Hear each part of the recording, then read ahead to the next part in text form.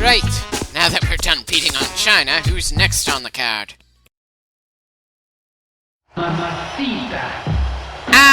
Eddie apparently took issue with his girl getting hurt.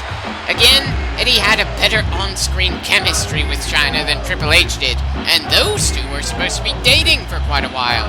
And The Rock did take him on in 2002 for the Undisputed title. Literally the combination of the WCW and WWF titles. Certainly something that happened a few years after this game came out, that's for sure.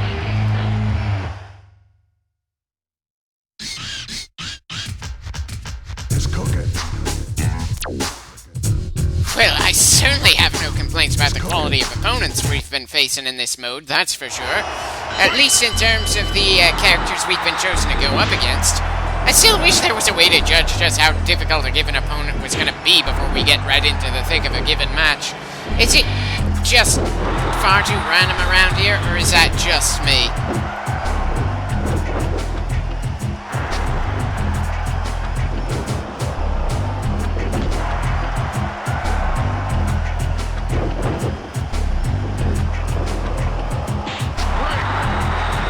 Right, took more time to set up that submission hold than we could actually hold on to it. And bloody hell, it looks like this is going to turn into a 2-on-1 match, even if we don't have to deal with that guy for the entire thing. I guess that explains why China isn't standing in Eddie's corner like the pre-match promo implied. The game needed a free space so Chris Benoit could come down to help his friend. Now on the one hand, this kinda stinks a bit, because when Eddie died, Chris clearly spiraled downwards mentally, and the accumulated damage of all the concussions he'd taken probably didn't help his emotional state. But on the other hand, I am very sure that if Eddie lived long enough to have heard what Chris did to his wife and kid, there would have been no forgiveness of any kind. That was a very major line to cross, and to be honest, when I was younger, I looked around and tried to find some other explanation for what happened there. Any explanation about how all three members of the Benoit family wound up dead. Anything that didn't point to Chris doing a double murder of his family before committing suicide. Because while Eddie died due to health complications caused by drug abuses from his past, possibly exacerbated by bulking up to get Vince's favor to gain more of a push, it did not have a sense of heinous to it. If anything, Eddie is in the same category as the likes of the British Bulldog and Yokozuna in being damn fine performers taken from us far too early. He will certainly be looked at fondly after he's dead, while Chris is rightfully demonized. While I did find it a bit ridiculous that the WWE tried to erase him from their record books altogether, I can understand the inclination. Because regardless of talents, his final acts ended up tainting whatever good he might have brought to people as an entertainer. I should probably be more interested in the match we're currently going through right now, rather than letting some venom out towards Chris Benoit. After all, we've been doing pretty well, considering we had to fight two guys at once for this one-on-one match. But then, part of that probably has to do with the fact that I am very eager to take the belt off of Benoit in this game.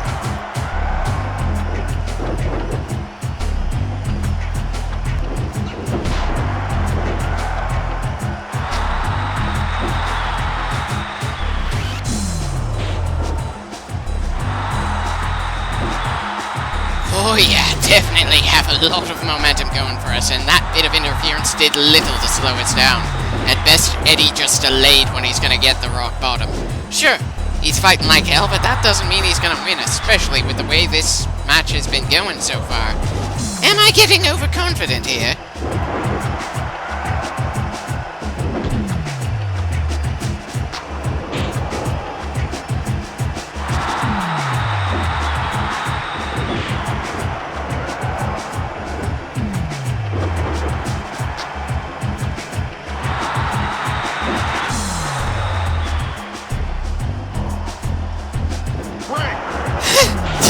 Happened before the hold was even applied. Again, I really hope that when I finally get around to doing the SmackDown vs. Raw games, that submissions are handled differently than this. As is, they just don't feel like they have enough benefit considering how many ways they can be interrupted and the lack of indications for how worn down the enemy is at any point in the match. I probably didn't need to use the rock bottom twice there, but I just wanted to make sure he wouldn't be able to kick out. Anyway, let's see what that gets us for the next match. As a side note, The Rock's theme song never really appealed to me that much. Sure, the beat is good, but it literally being just the not singing wrestler saying a few words over and over again doesn't work that well for me. I'm not really a fan of Shawn Michaels' theme either, even if I like both of the wrestlers whenever I see them in the ring.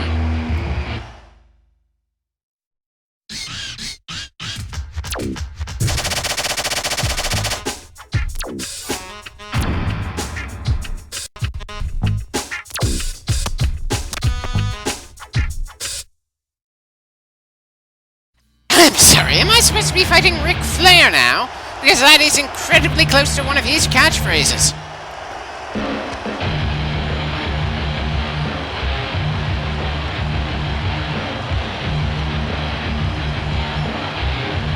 If that's the case, then why did you feel the need to try to interrupt the previous match?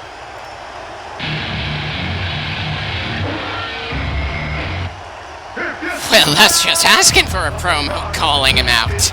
And good God, The Rock was definitely out of Benoit's league when it came to being on the microphone and getting the crowd to react to him.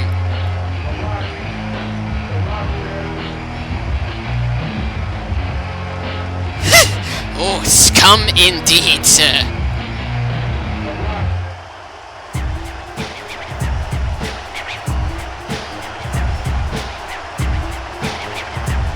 Anyone want to bet he's going to find some excuse to not let us challenge for the title itself somehow, regardless of the outcome? It's cooking. Definitely expected someone to interrupt this match just like the last match was interrupted.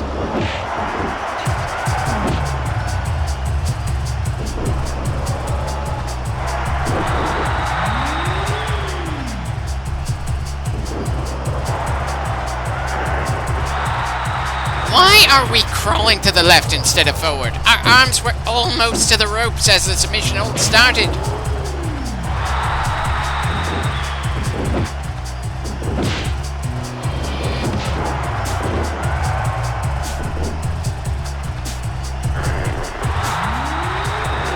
And why the hell isn't the rope break triggering for us here? I'm getting a very distinct feeling that things don't work the way they should for him in this match. Understandable. He's supposed to be the champion, so he's supposed to be harder than the other people in this belt line, but still, this feels a bit bullshit to me.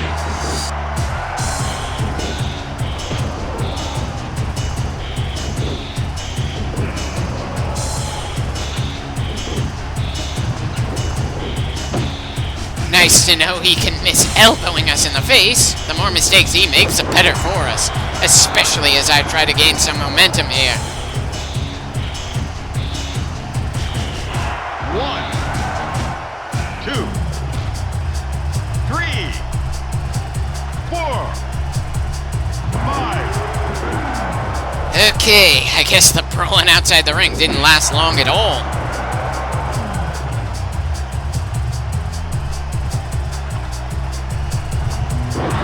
Well, at least I made him pay for that one. We may have taken an early beating, but we're not out of the fight just yet. I just need to take away his momentum and gain some for myself. 6, 7, 8, 9, 10. Not sure what he was trying to do there, but again, I'll gladly accept the mistake on his part. Though apparently, I should have just been stomping on him instead of trying to apply a hold of some kind. Bloody hell. He's definitely doing a good job of making this match rough for us, even if it's not a title match.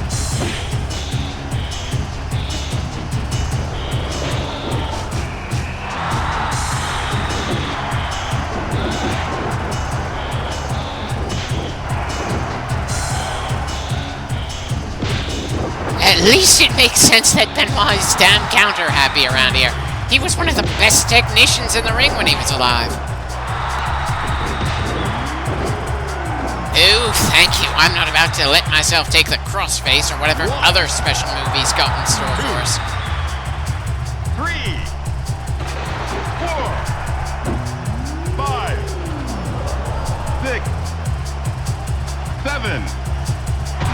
Bit of a dangerous exchange there, but at least I came out on top and he didn't get to land his special. 11, 12, 13.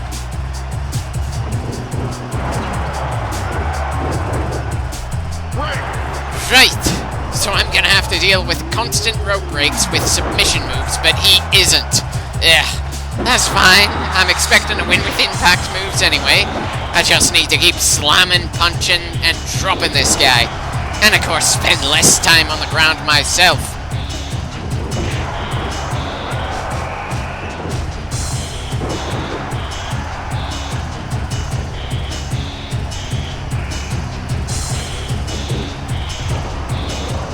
At the very least, I'm relieved that at no point so far has anyone run in to interfere in this match. It has just been a straight-up one-on-one fight with all the standard rules, even if rope breaks don't seem to work the same way for Benoit as they do for the player.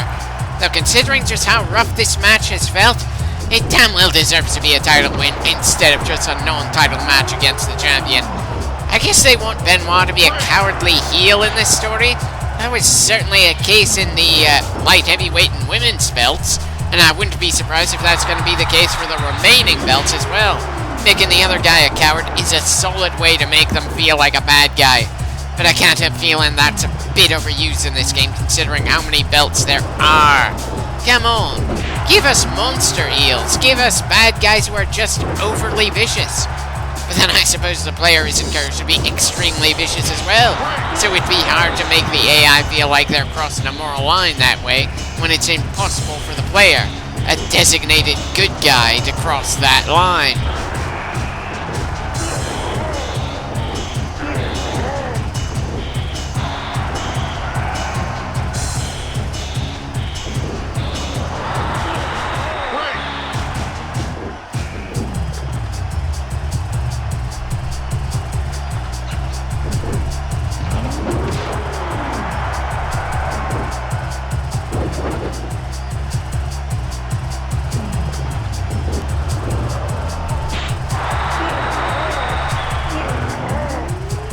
Well, at least that submission attempt on my part didn't end up as a rope break.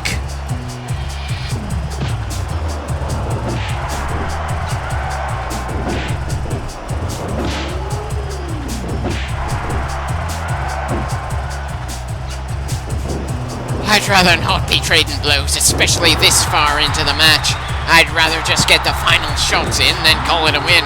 We've certainly earned the win, considering the sheer amount of trouble we've gone through so far here.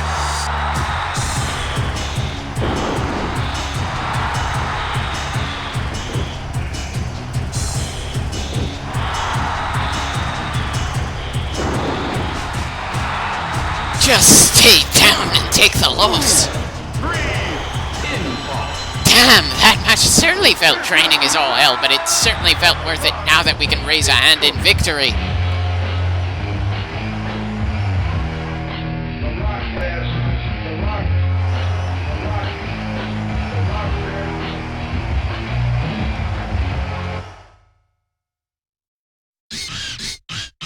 Oh, there's no way he's just gonna say, fine, you get your championship match now, after definitively getting beaten like that.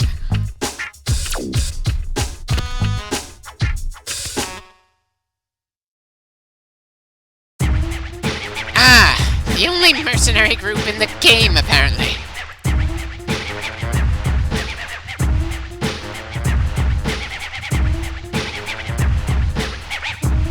You know, it'd be funny if he really was stupid enough to piss off the mercs and get beaten down himself because he wanted to avoid paying them. So now I kind of wish there was a way we could pay them to forget about this little deal, so we could, yeah, bloody hell. Never mind. That's probably not possible. In these kinds of stories, that option is never available. Ah, well, at least the story says that we don't have to necessarily win in order to make progress from here. Have I mentioned that in this game, I really don't like dealing with matches where there's more than 2 people in the ring?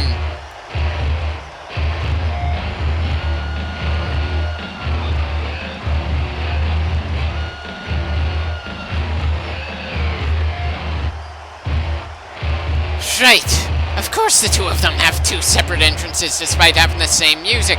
Apparently the only entrance in this game where we see two people walk in at the same time was the one before Eddie did his promo saying he was going to pay us back for hurting his girlfriend. I'm not really liking our chances in a 2-on-1, especially since I don't think they're going to have to tag in and out. So now I'm remembering a match that didn't really happen. A lumberjack between The Rock and The Undertaker. Vince had set it up so the winner would get their ass kicked by the people around the ring, and neither The Rock nor The Undertaker felt inclined to clash against each other to determine the number one contender if that was the environment they were in. So of course, both big stars leaped out of the ring and started kicking the asses of most of the people ready to beat them down, including the champ. The numbers game eventually shifted against them, but then Kane showed up and helped them finish clearing out the ring. I don't remember the exact numbers they had to deal with, just that in that particular instance of a few people overcoming a larger number, it felt like it made sense. The people those three forced to get out of the ring and run didn't feel like they lost credibility for not being able to take those three top stars down, as opposed to the absurd 17-on-2 handicap match that Randy Orton and John Cena went through over a decade later, making most of the Raw talent look like absolute chumps who would never amount to much. It's just funny to me that the WWF in the Attitude Era did a better job of making people feel like larger-than-life characters, but still managing to make it plausible how the deck was stacked against the top guys, while still making it plausible for the good guys to win.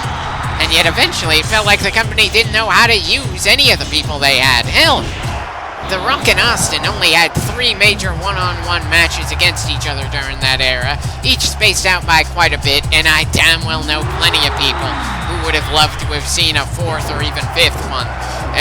Randy Orton and John Cena have faced each other so often that plenty of people consider it a piss break match, even if it's booked as the main event.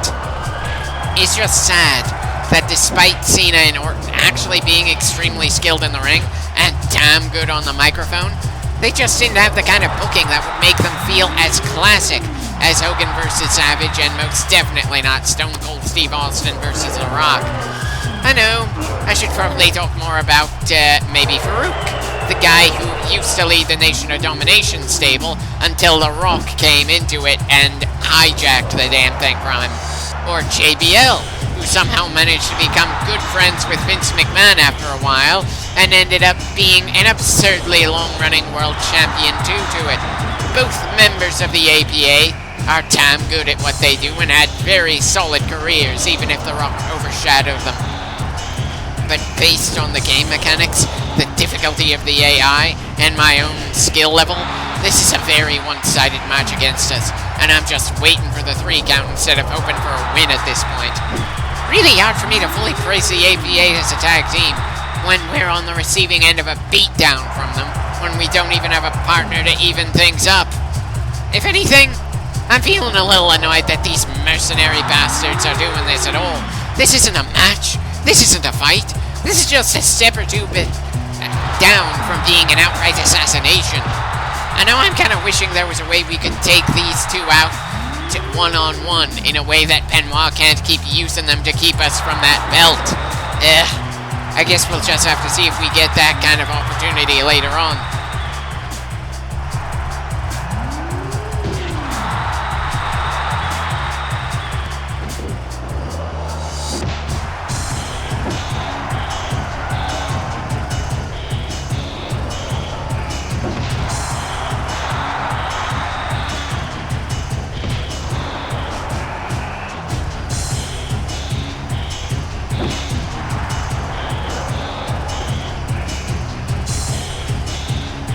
Seriously, am I even being given the phantom of a chance to fight back against these two? The instant I get back into that ring, I'm gonna be pinned. Especially since we took how many frickin' finishers so far? I've lost count because I'm too busy just wishing this match would end already.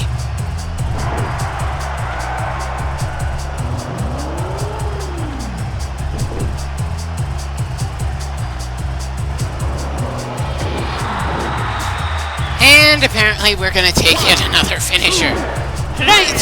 Well, that match was torture, but then we're probably not supposed to have fun when we're on the bad side of a handicap match. I just wish we were seeing some of the other gimmick matches, like a cage match or something, than handicaps, hardcores, and tag matches. Hell, I could stand to do a few more ladder matches at the very least.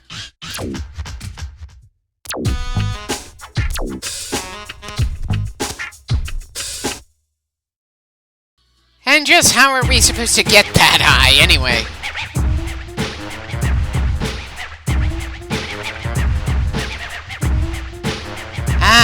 Guess we are gonna start beating these guys in the back, just like the light heavyweight title run.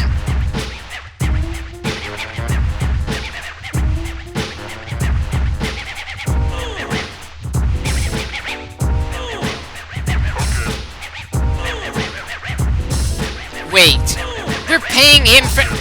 Okay, was really kind of looking forward to beating both members of the APA individually, and hopefully in a way where they would just get back up and start attacking us in the next match, like what happened with the light heavyweight title. But, okay, we'll see how it's booked.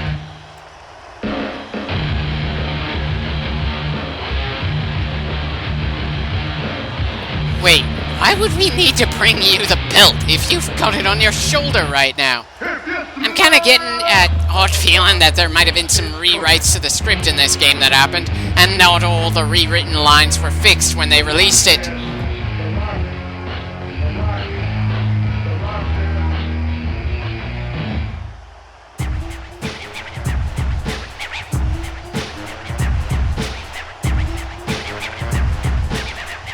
It just doesn't feel as satisfying bringing in someone to help us fight the guy when I know we can beat him one-on-one.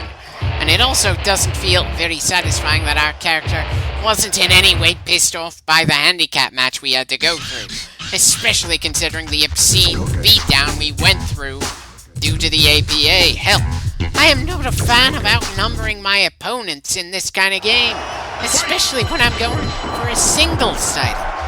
Ah well. We don't pick the matches, we just go through what we're assigned as we go through a given story. And I'm kind of hoping we're going to be done with this part of the Intercontinental Belt in the match after this one. Though maybe that's wishful thinking.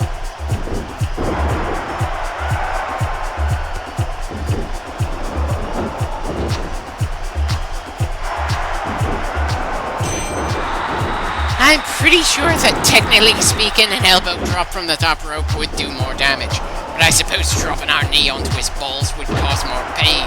If this was a fighting game in the style of Mortal Kombat, I actually think I'd kind of wish there was some way to do an over-the-top sequence of button presses to be able to rip out frickin' Benoit's eyeballs and shove his testicles in the holes. I doubt I'd be able to actually pull off something like that, even if it was an option in the game. I've never been good at the Mortal Kombat finisher sequences, but that was the thought that crossed my mind. I should probably try to keep my head in professional wrestling instead of whatever kind of martial arts sports thing Mortal Kombat fits into. There are a good array of martial arts to use there, but it doesn't really feel like it counts as mixed martial arts, given the weird way they come together.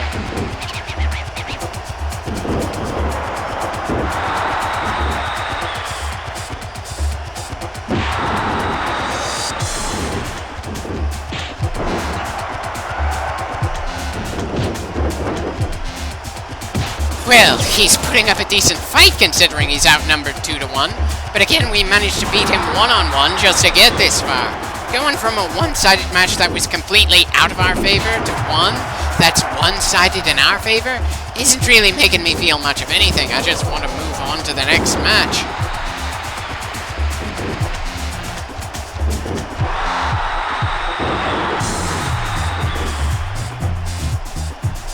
Well, he's certainly getting up despite quite a bit of abuse. I suppose we should praise his tenacity.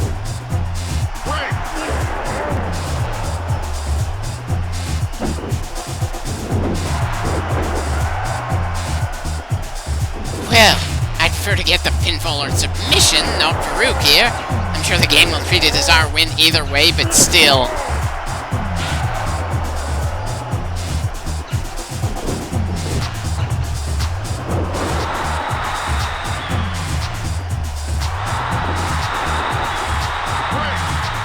kind of surprised our submission earlier didn't get a rope break as well. Again, that kind of feels inconsistent.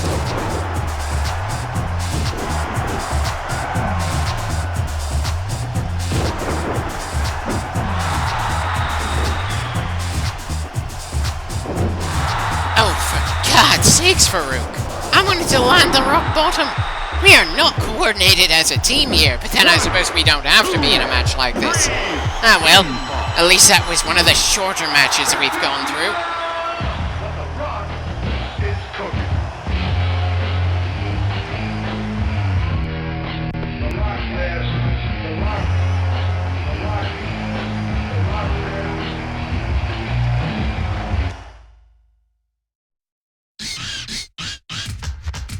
It's cooking.